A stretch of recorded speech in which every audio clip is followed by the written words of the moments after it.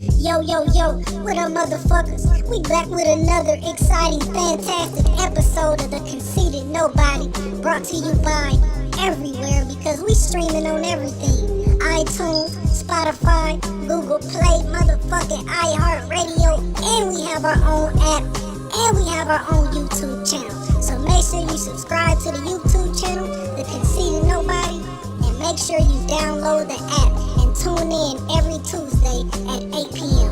Video posted every Friday on the YouTube channel. We the best. Come on, man. Who better than us? Stuck conceited nobody, and we concerned by nobody. It's the conceited nobody, and we concerned by nobody. You niggas probably, you niggas copy us. We see you copy the poppy, you don't be showing love. We out here blowing trees, you out here smoking dust. I'm moving backwards, I feel these bastards after. I'm really passive, but really I'd rather have it. All in the something, these niggas really be praying for nothing. Yo, we back. Another episode of the best podcast you never heard of. You already know what it is. The Conceited Nobody. I'm here with my esteemed colleagues. The best podcast cast in the whole entire world. I got with me, to the right, Corey, Mr. GQ Fresh. What up, what it do? Next to him, I got my homie, my favorite Muslim in the world, Saad. Assalamu alaikum, brothers. It gets no more paganistic than that. Hey, let me translate. Go ahead, what that mean? May the peace and blessings of the Most High be upon everybody that's listening. And let's have an awesome show out here. I just want to pray over you women. Anybody. That's where it's going. That feels they need to get the devil out of them. Come see me. I got some prayer panties. You gonna put the devil in. Your intentions are to put the devil in. I should have started off with prayer though. Man, everybody trying to get struck down like this shit. You want to pray to that moon deity? No offense to everybody who pray to the moon deity. This is how my nigga. Hey, let me say this real quick. We disagree. We agree to disagree. This right. And this one, you know what? That's gonna fit real good into my fucking my motherfucking prelude to the show. My monologue. That's gonna fit into that.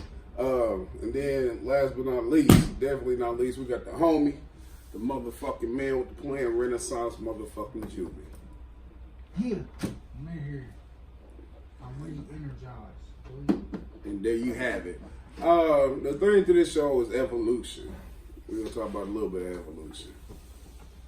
Everybody know when we first think about evolution, when we first heard of it, I think the thing that comes to most people's mind is what we was taught in school, Charles Darwin, natural selection, survival of the fittest, things of that nature. When they told us that human beings evolved from monkeys. Side note, tell y'all something that y'all probably don't know, that when you go into like human DNA or genetics and stuff, that where we derive from, our location at parts of Africa, we have different DNA than white people. Did y'all know that? When they talk about the Neanderthal, I never know how to pronounce that word. But they got a different DNA, like they have. It's crazy, like they got the Neanderthal DNA, that caveman shit. Like that shit ain't no myth, but I just on some studying and shit, I just found So they out. call them cave bitches. When they call them cave bitches, it's like they're really cave bitches. What you talking about? Now remember man? Q? I know what you're talking about. I know what you're talking about. What you mean? Nah, it was You something. ain't never heard that motherfucking Ice Cube. Okay, so I'm death stick, but let's not get sidetracked from Yeah. this. That's no, I ain't being funny, racist or nothing. I'm just being scientifically accurate. But what I was talking about with evolution was like just growth, as individuals, as people, as human beings. The first time I think in my personal life that I experienced evolution was when that I knew I experienced it.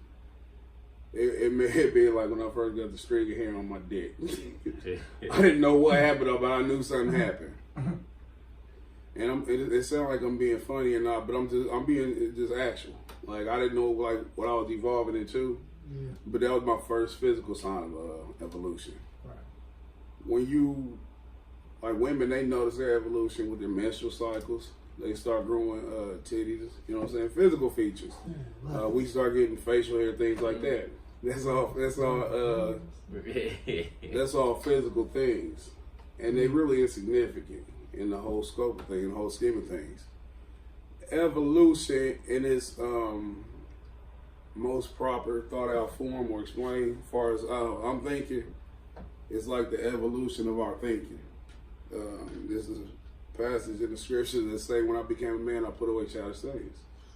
When you become a man and you put away childish things, what I want to apply to in this situation is where, as a child, you can be told anything and you roll with it. It's easy to mold children's minds because at an age they believe everything you say. I got kids, everything I tell them, they trust it. Like, they believe everything I say because they wouldn't expect me to lie to them.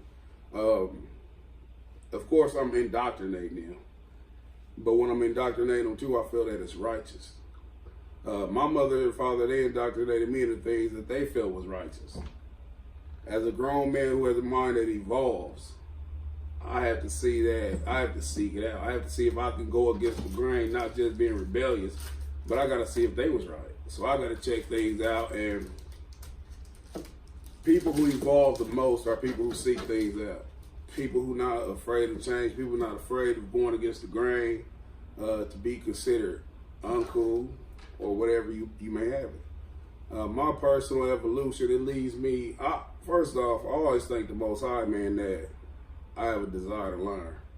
I have a desire to grow. It's just something about learning that just turns me on. Like, not sexually, but it's something that's motivating. Very stimulating. So it's not hard for me to evolve, so to speak. I always talk about how I was the only person in my family who quit celebrating holidays, who quit eating pork, things to that nature, is because, like, if I hear something, I'll go study it. You know what I'm saying? Like, I don't just adapt to it and stuff. It has to be something substantial behind it. I've been a person who at times when somebody tell me something, I'll just blindly be like, nah, you don't know what the fuck you talking about. But I once read, and it's one of the most wisest quotes I ever said, that condemnation without examination is the height of ignorance. To disagree with something just on the basis of disagreeing, that's like as ignorant as it gets. And I've been on that side of the table where I've just done that. And I didn't like being proved wrong by, you know what I'm saying, in that situation. So it causes me to evolve and shit in my way of thinking. And just evolve, and it takes a lot of going against the grain. And what I mean by that is, like, my parents, like I said, they indoctrinated with certain things that I said, nah, I ain't doing that shit. Or I ain't doing that shit. Something in particular, going to church, things like that. And just away from them, I think that our biggest indoctrination that's less righteous than our parents do is indoctrination from the schools, from the government, from things like that. When you a kid, man, they can tell you anything. Like, right now, it is a gang of people who believe that we live on a ball that's spinning 25,000 miles per hour. We can't feel ourselves moving because it's a force called gravity holding us down.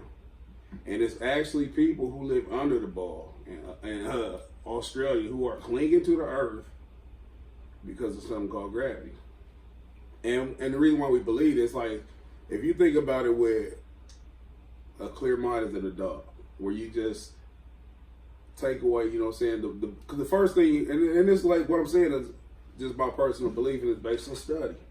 I believe that we live on a flat earth, a circular flat earth. And the reason why I believe that is just because first, it's common sense. I don't believe we're on a ball that's spinning. And I also said that, and this looked like evolution in my head. When I first heard it, I thought it was absurd.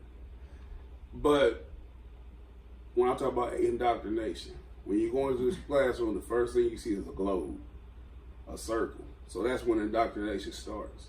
And then they start telling you things, you know what I'm saying? This is this, this is that, and we believe it. You know what I'm saying? We believe like billions of years ago, something called dinosaurs on Earth, and it wasn't shit, and it was a big bang that killed them.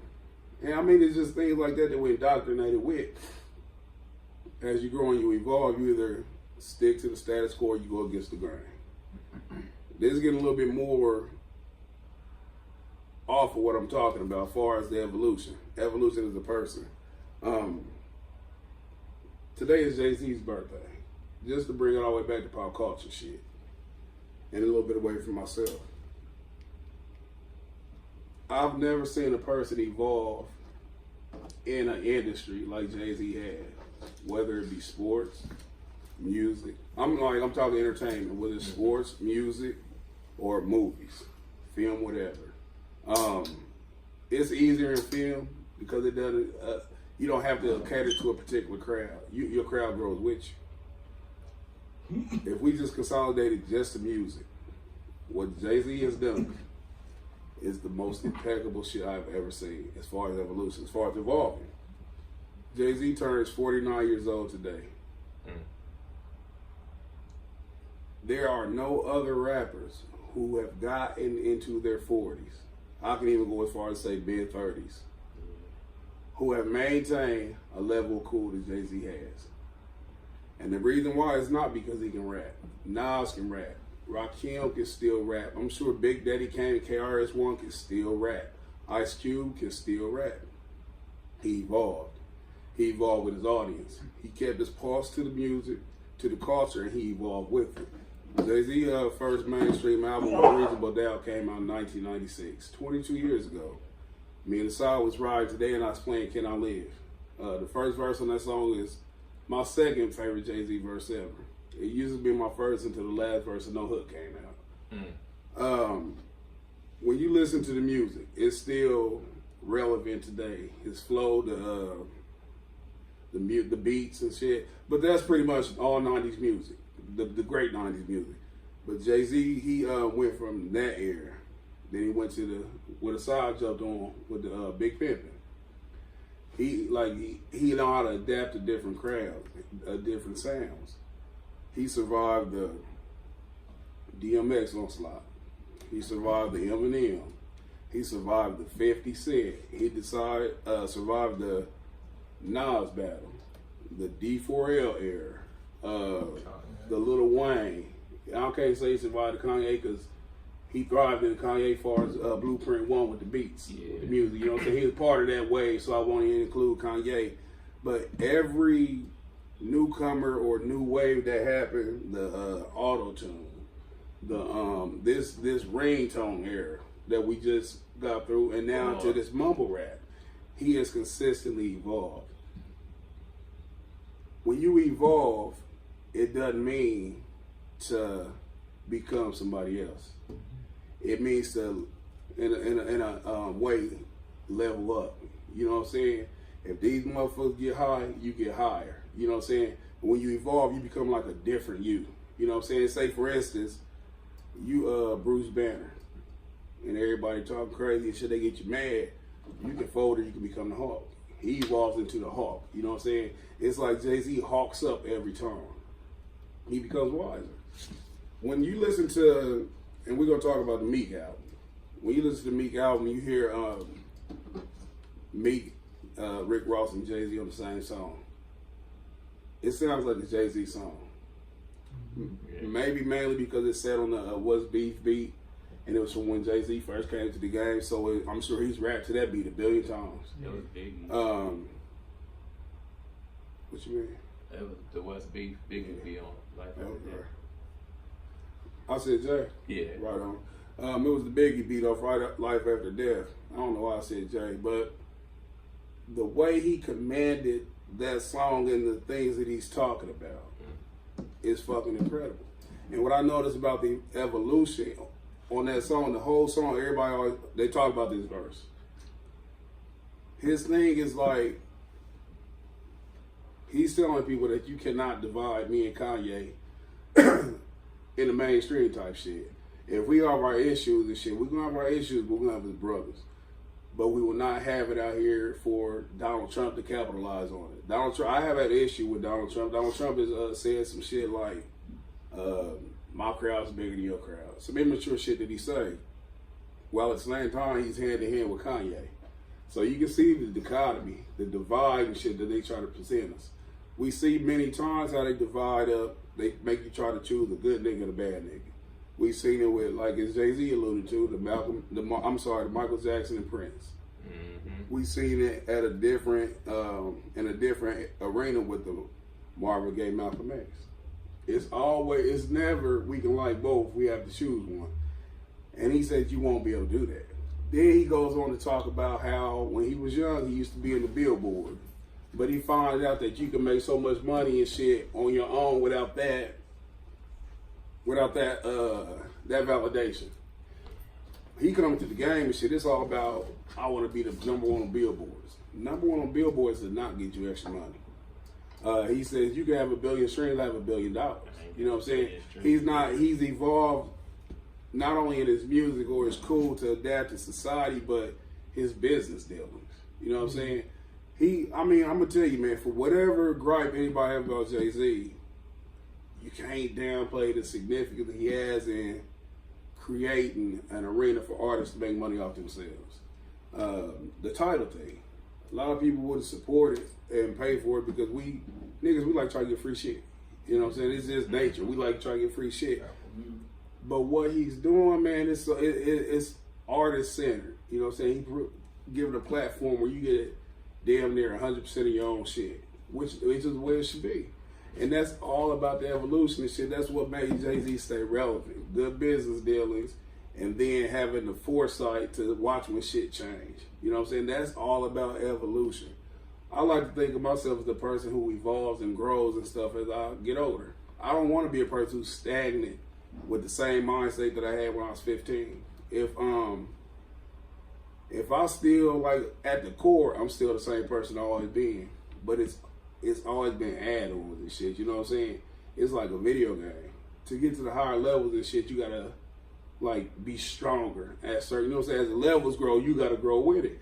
And you can still have your core existence of who you are, but at the same time, you have to be willing to evolve and grow as a person. And that's what defines success. I don't think it's money. You know what I'm saying? If it's money for you and shit, then that's your success. But the whole thing of evolving is to become something that, like, say for instance, if your life was in today, and somebody who hadn't seen you since you would say, like, in my case, 20, and then they talk to somebody who was there with me when I passed away, they should be talking about two different people. You know what I'm saying? The person I am now should be astonishing to somebody who only knew me 20 years ago who haven't grown with me. You shouldn't be like, oh, he the same motherfucker. You know what I'm saying? And that's just what it is and stuff as far as evolution. So that's the thing of this show, man. We're going to kick it off. We're going to talk about this album that we all heard, the Meek album. Even with the Rockefeller breakup, even with the Rockefeller breakup, he's still, like, just speaking. It didn't hurt him musically either. Like, he survived that. And I think that's because he always had a plan. Yeah. I think if you always have a plan, man, that it's hard to fail. Because you don't just, like, throw all your eggs into one basket. You know what I'm saying? It's a plan A, B, C, D. And then we just, in general, are survivors. You know what I'm saying? And a matter of fact, man, so I was looking at a video and shit where Jay-Z looked corny as fuck. You know what I'm saying? It was the first originators with Jazz. He looked corny as fuck. But the thing is, he was comfortable being corny. You know what I'm saying? Tupac made a diss about him and shit, talking about Hawaii Sophie fame. You never seen that video? He had a song called Hawaii Sophie. Yeah. If you comfortable doing what you're doing, man, can't nobody fuck with you. You know what I'm saying? Won't nobody get to your emotions or nothing. I always say, man, that you can't kill me with me. I don't do shit that's nobody be like, aha, I remember you did that, and it'll fuck with me. You know what I'm saying? Because I'm always comfortable in my own skin. When I wake up, I look in the mirror and shit, I can appreciate who the fuck I am because I know I'm doing what I want to do 99% of the time. The other percent of the time, I'm going to work. But I want to talk about just the segue to the Meek album. Meek Mill just put out his album. What was it called? Championship. First, let me preface this with I've never been a Meek fan. Yeah. Like, I've never listened to an entire Meek album. And this ain't no slight to Meek. Cause I've liked some of his singles. Yeah, of course. I like some of his singles. And like we talked about Nicki Minaj album, I had to think about it. I said, I don't listen to Nicki Minaj, so I'm not the right person to critique it. We could talk about the Tekashi album. I'm not interested in it, and I'm the wrong person to critique it. It's totally out of my. I listened to like fucking 30 seconds of like one song, and I said, let me not even do this, cause I won't give him a fair assessment. This is not my dog. But even with me not being a Meek fan or somebody who, like, I cheer for him as a human being, you know what I'm saying? I had said when he had got out, he taking the pictures of Robert Kraft, I said, Meek cannot get out talking that killer dope deal shit. I said, he can't do it. We had that discussion. I said he can't do it. I shout out to Illy, I think he said he think he can. Yeah. First off, let's just talk about the album. I'll just preface that I'm not a Meek fan in the sense that I'll clamor, I was waiting for the music. I didn't even know it was coming out. I didn't know it was out, so I heard everybody talking about the Jay-Z verse. That's true, man. The one that I saw that on Instagram. When I did listen to it, I heard evolution. I heard evolution in his topics. I felt like he was somebody who learned the lesson from being incarcerated. And it reflected in his music. When I say that, I'm talking about his subject matter. Meek ain't never been like super flamboyant. But it was always seemingly on some street shit. You know what I'm saying? On this album, from like what I've heard from Meek, I heard some growth. Like this is like what I'm talking about, evolving, like making music to where you think like, okay, he can extend his career. My favorite song on there was not the Jay-Z and Rick Ross shit. It was Oodles and Noodles, baby. That shit is hard as fuck. It's real relevant. Meek is one of the few rappers who are mainstream who make music that you can relate to. He said some things, I was like, damn, is Meek my age? You know what I'm saying? While I'm thinking like he's saying shit that people my age relate to or things that we can think about. I like Trauma. I'm gonna get y'all take on it though. The only, like, for one, I like the evolution of growth in it. It's above average bars. We'll never confuse Meek for being Black Thought, which, by the way, has perhaps put out the best album of the year, probably. Streams, look at that shit, Volume 2. If somebody came to me right now and said that Black Thought was the best rapper on earth right now, I would listen to the argument. I would not debate it blindly. I'll sit there and I'll listen to it. Streams of Thought 2 is an incredible fucking EP. It's with Salam Remy. I'm talking about from A to Z. That shit is fucking phenomenal. Is it? Man, it's fucking crazy. When I say crazy, I'm saying fucking crazy. I'm gonna check it out. Shout out to my nigga Chris. I told him to listen to it. He over in Kuwait and shit. He checked that shit out. He said he liked it. My only, first off, like I said, I'm not a Meek fan, so I don't care about the shit like with him. I'm not a Fabulous fan no more. You say you're not a Fabulous fan? I used to like Fabulous, but he just after Fabulous done got fucking corny to me. It's like I just can't listen to him no more. It might be after that Soul Tape too. The Cardi joint. He was what track was? Oh, okay, he was on Uptown Vibe. Yeah. I'm really not a Cardi fan on far as music, but I cheer for her because she the people's champ, as far as I'm concerned. But I'm not. I like the bullshit. The beat was perfect. Oh, I like bullshit. Yeah. So I like that Nicki Minaj shit on there, ain't perhaps. Yeah. I like bullshit a little bit. I never like Future songs. I just can't get into Future at all. I cannot get into Future at all. Man, you gotta.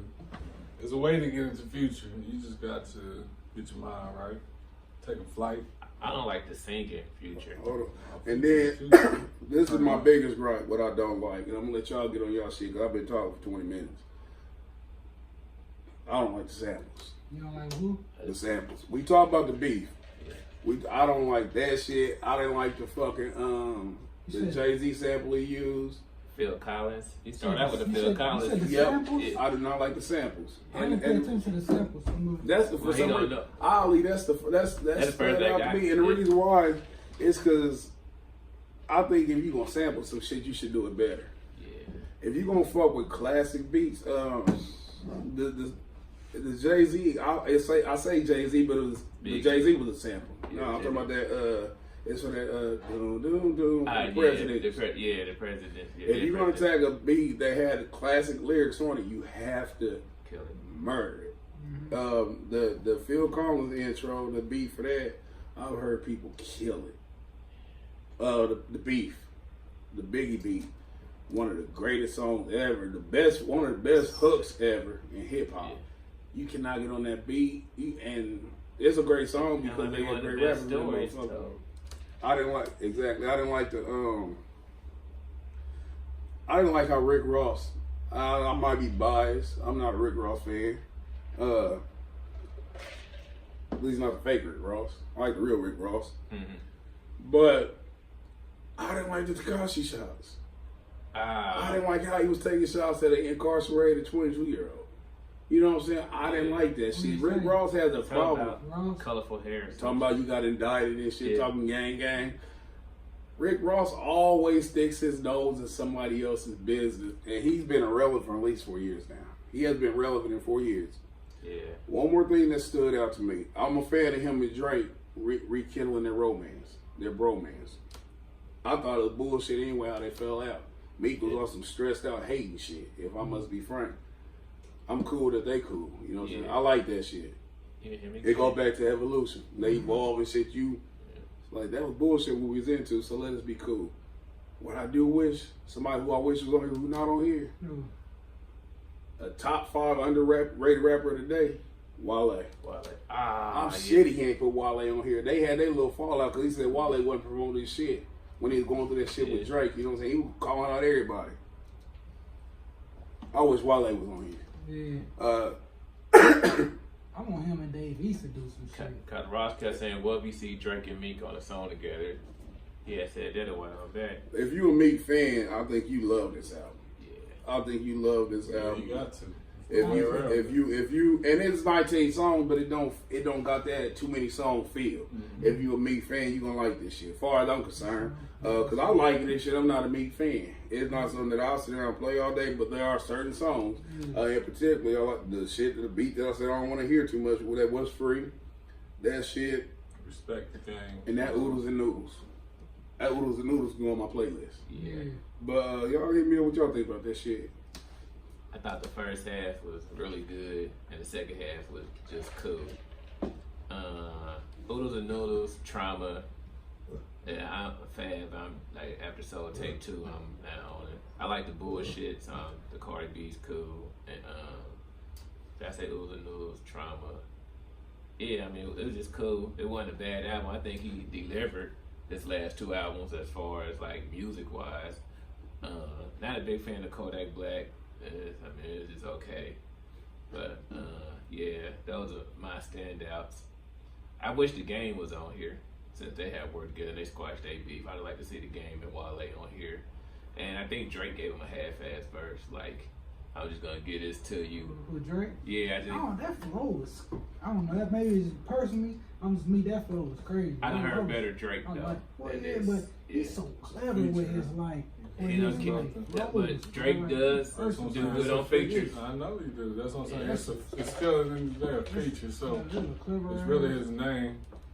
Drake show up. You just had Jay-Z leave. You got your main shot. You just need Drake's name on there. They said they sent it to him 2 hours before the album was finished. His verse for the song, like they was wait, and then like at 10 o'clock, they sent his verse over and they had to mix it. Then he released the album at midnight. But yeah, that's what I got. Those the intro, the Phil Collins sample. That's the 4th one. It really stuck out. You said you like that shit? I like it. I mean, I like that in the air tonight, but I heard other people kill it better. Me's gonna give you a good intro, no matter what. Like, but I never been a big fan of him. I like singles. Let me say this real quick. I like Tupac showing that motherfucking Phil Collins beat, but to this day, nobody has killed that beat like Joe Budden. Ah, yeah. Oh, yeah, what beat is that? Nobody has killed that shit like that. Nobody. That's how I got, shout out to my nigga Maurice, my brother Maurice. That's how I got Maurice hit the Joe Budden off that song right there. Song is ridiculous. Go ahead. I always tell people the Ordinary Love shit. We ain't talking about Joe Budden. I know, We just talking about that fucking beat. Yeah, too. But yeah, that's what I got. We take a side. Hey man, I'm just running back through some of the tracks. It's a good album. I'm not a big fan, but I picked up one of his albums, one of the mixtapes back in the day, and they were you could tell who's got a lot of hits. So everybody said he was good from wherever his back. So I don't even know half his story. Philly. I know that part, but he used to freestyle something about battle rap, something he did back in the day. He just on the street. They call it freestyle. Yeah. So I was just passing by and I seen a little quote, a little post by Jay, and I saw the line, and I wanted to go see where the song was at. I'm thinking, all right, what Jay-Z album came out then? This is where I'm at, right? What Jay-Z album? So come find out it's a Meek album. I'm like, oh. Pulled it up, championships, and Jay-Z said, go listen. I'm gonna go listen. From the beginning, it did flow. Like anybody who, he tied both parts in. Like, he spaced out his content in a good way, where if you a young boy, you can get through this album, and you won't know you will, or know you did until you do. Because each song, that's why I said I think the whole thing, if I had to give it on a scale of 1 to 10, or 10, you know, it's 8.5. Yeah, but 8, 7.5. 8. Might be a 9. If you like me, it's a 9. Oh, you love it if you like me. Because every single song he had on there, I can rock with. Because I feel like I'm at this age here, or at whatever point you get there, it's like, you like the hood shit still, and I'm not even from the hood, so I like to point that out, right? You had the 21 Savage song, which was a good set. You had Kodak. Pay You Back was nice. 21 Savage. Kodak had a good one. Futures, that splash warning, that's going to be in the club. Watch before the end of the year. It's going to have a star next to it on Apple Music. 100 Summers is good. Like Tell our age. There's a bunch of them, man. 100 Summers was my favorite. That one in Championship. I mean, Respect the Game. Respect the Game is the best one on there. So I give it 8 out of 8.5, and I'm not even a Meek fan. When you say 8.5, like, cause 8.5 is high as fuck. That's high. Like, what are you comparing? Because 8.5, like, what are you comparing that to? It's like 4 mics. Like, is it a particular genre or like a particular era? Like, what is your 8.5? Because for me to get something to 8.5, man, like 8.5 is strong. And I'm not saying that it's fucked up. I'm just saying, like, what are you comparing it to? Like, in your mind, if that's 8.5, what is 1.5 better than that? Like, what's a 10? I say 8.5 from the album. Is it kind of new? Like, what's a 10? Like, the way he put the whole thing together. I've heard a lot of albums, and I'm going to get to the 10. I heard a lot of albums that just don't go the whole way. Yeah. Now, me comparing them, now that's in the moment. He the only one I'm listening to. Yeah. But if I had to compare them. Like, what's a 10 in your mind? Like, what album is a 10 that's just a notch below? Carter 3, 10. But that you gotta follow my generation. Or I ain't that too far off, but that's what I give it 10. Hell, I wouldn't even. Yeah, I give that one a 10. But that's just because I'm biased towards that. So yeah. So put it against one that I'm not biased with. It'll go with that Kanye, the second one, Graduation. Late registration. Late registration. So in your mind, is this a classic album? It's to be determined. I gotta leave it at that. It's gotta be determined later. I want to say what's your criteria for a classic album? If his backstory, some just looks made up a little bit, like too well played.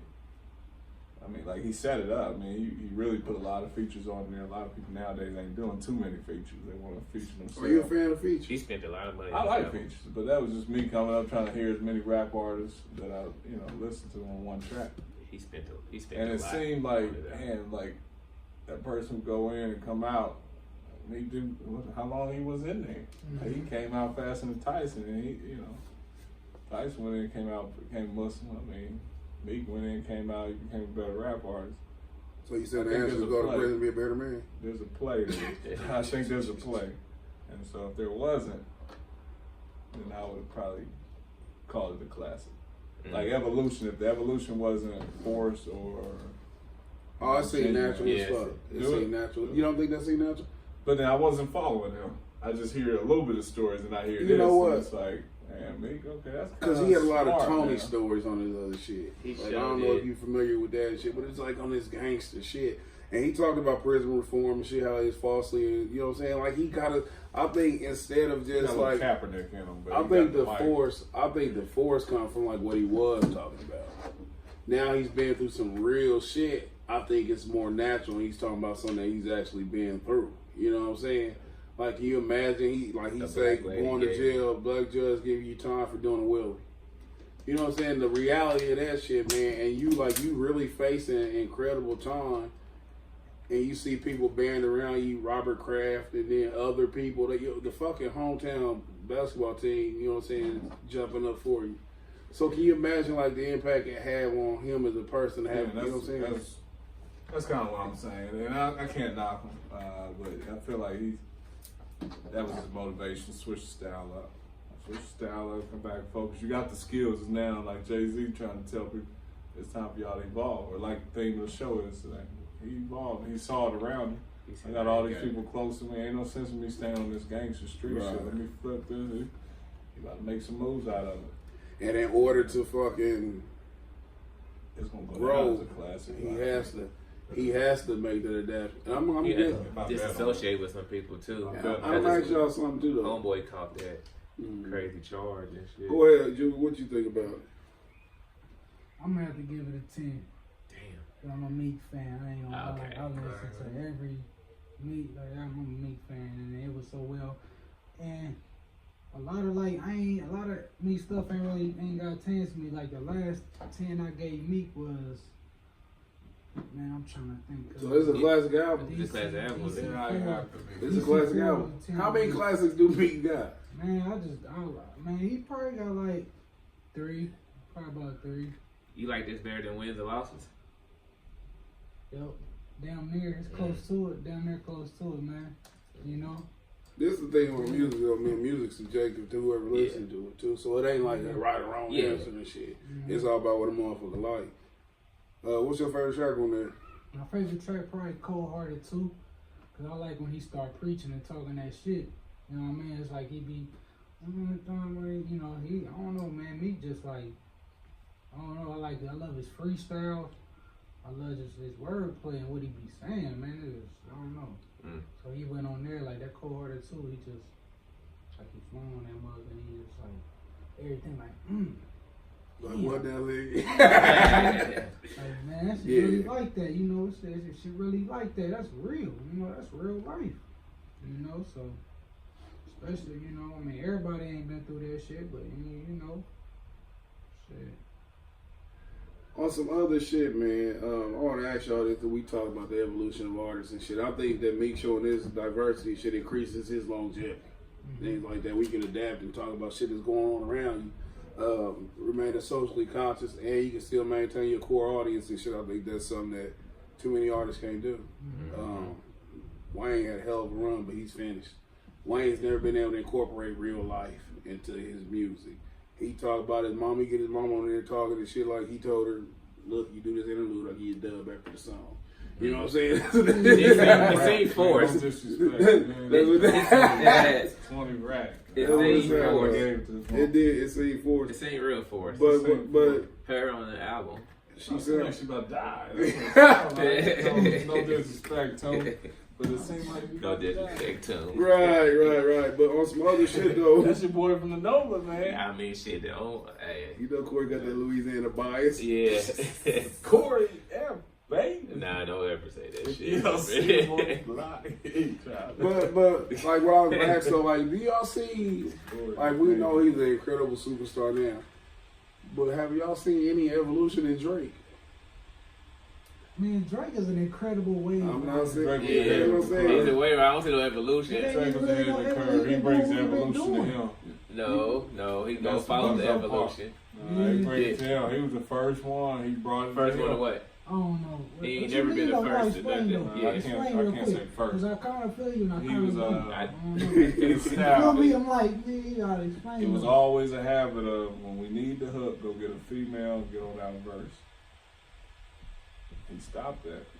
I'm gonna be the hook 'em on. But I'm gonna sing no And Ja Rule that was doing Yeah. that. But then he made it cool. But He made it cool. He made it untouchable because Ja Rule tried to step across the line and be something he wasn't. Drake never. That's what Drake has Drake never did this shit stepped. way better. than Yeah. Drake did. And Drake he did it did. way But Drake He also did did better. step out to some spot where you can expose him. But the key And thing, call though, the him something question he's I'm not. asking y'all is, have y'all seen Evolution? No. I said it's not evolution. I said he was ahead of the Yeah. curve, so he wasn't evolving. We was just catching up. As far as outside the music, I can't say I haven't could seen see Evolution. how What, like- has it I haven't seen grown. Evolution. What Evolution have you seen in? His Maturity, not flows, definitely his maturity.